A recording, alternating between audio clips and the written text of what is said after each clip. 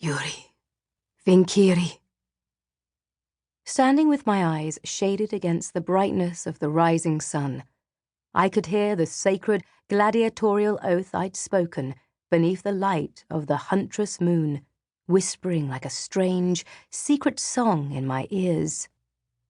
Veberari, Feiroque, Nekari. I blinked and looked around, glancing over at Elka, who stood beside me in the practice yard, eyes closed, murmuring the oath. "What are you doing?" She opened one eye and peered at me. "What are you doing?" I repeated. "Just going over the oath," she said. "I will endure to be burned, to be bound, to be beaten." "And to be killed by the sword," I finished for her. "Yes, I know. I took it too, remember?" "Right. Nothing in there about flying." Ah, I thought. So that's what this is about. "It's not flying," I said. "Think of it more as, leaping large." "Imagine you're a stone," Quintus called encouragingly to Elka from the stands beyond the barrier fence. "A great, heavy stone flung from a catapult, flying over an enemy rampart." He broke off abruptly when Elka turned a glare on him that made me think she was, instead, imagining herself as the Gorgon Medusa, turning him to stone. Quint had recently joined the Roman Legion Corps of Engineers, and as a consequence, his speech was freshly littered with animated talk of siege engines and bank and ditch enclosures. It made him hard to understand at the best of times, but in this case, he did have a point. So did Elka. There was no mention of flying in the oath. And yet, in spite of that particular omission, Kore and Thalassa, the Ludus Achillea's 2 Cretan-born recruits, were still determined to make us do just that. Fly, even if only for a moment, and right over the horns of an angry bull. The 2 of them had first proposed we add the ancient art of bull leaping to our collective skill set in the mess hall one afternoon. A sullen, steady rain had fallen for 3 days straight, making it impossible to practice in the yard without drowning in mud, and we were all restless. "I'm bored," Damia had sighed gustily. "Don't mope," Ajani had consoled her. "The sun will shine again one day, and then you can go back to hacking things to bits." "That's just it," Damia shook her head. "I can hack things to bits with my eyes closed and both hands tied behind my back. I need a new challenge." To be fair, she wasn't the only one.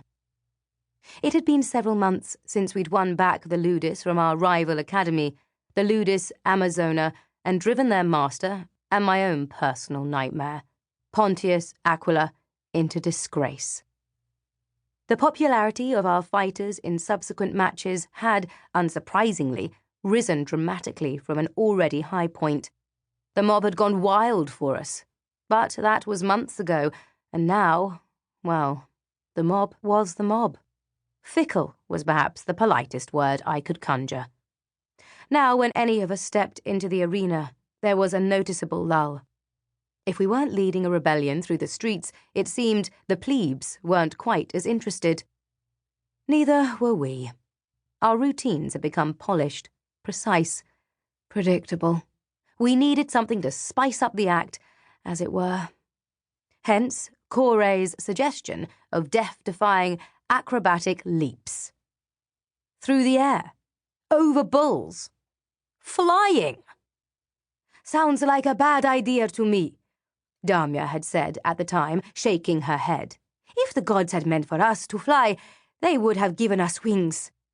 Remember what was his name? With the wax and feathers?" "You mean Icarus?" Thalassa frowned across the table at her, reaching for an olive from a clay dish and popping it into her mouth. "Don't be silly. The gods didn't give Icarus his wings. His father, Daedalus, did. So he could fly away from imprisonment." "Right," Damia snorted. And look how well that worked out for him.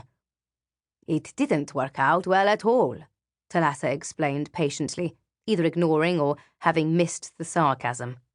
In his arrogance, Icarus flew too close to the sun, and the heat melted the wax that held his wings together. He fell to his death in the sea, and was mourned by sirens.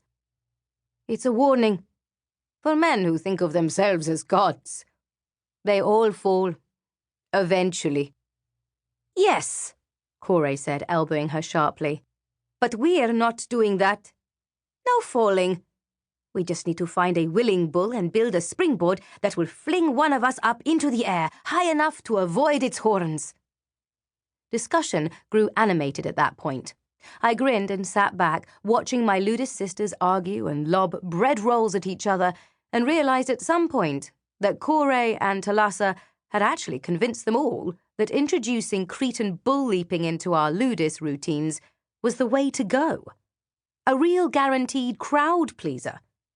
I shook my head, thinking that it would, at the very least, keep my Ludus mates occupied and out of trouble for a little while.